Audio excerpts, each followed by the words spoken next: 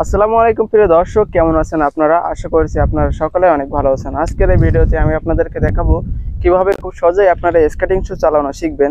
আজকের এই একটা ভিডিও যদি আপনি মনোযোগ সহকারে দেখেন তাহলে আপনাদের কষ্ট করে অনেকগুলো ভিডিও দেখার কোনো প্রয়োজন পড়বে না। তো আপনারা অবশ্যই ভিডিওটা শেষ পর্যন্ত দেখবেন। স্কেটিং শিখতে গেলে অবশ্যই আপনাদেরকে প্রথম অবস্থায় ঘাসের জায়গায় আসতে হবে। তো ঘাসের জায়গায় আসার পরে আপনি যা করবেন সব কিছু আমি স্টেপ বাই স্টেপ আপনাদেরকে দেখাচ্ছি। ঘাসের জায়গায় আসার পরে আপনি হাঁটুর উপরে হাত দেবেন, তারপরে সামনের দিকে তাকাবেন।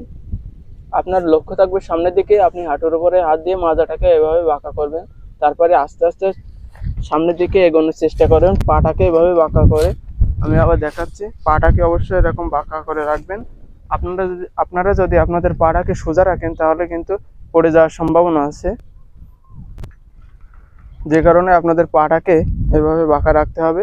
তো এভাবে আপনারা 2-5 মিনিট প্র্যাকটিস করার পরে আপনাদের শরীরে একটা ব্যালেন্স চলে আসবে।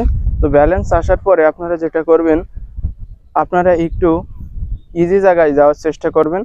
যেমন এখানে আমি একটু পিচের রাস্তায় আসছি।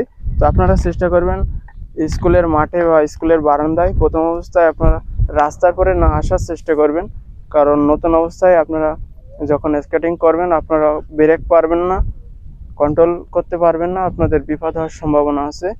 তো যে কারণে আপনারা স্কুলের মাঠে বা যেখানে গাড়ি ঘোড়া চলে না সেই জায়গায় যাওয়ার চেষ্টা করবেন। এবার আমি আপনাদেরকে দেখাবো কিভাবে আপনারা নতুন অবস্থায় রানিং হবেন।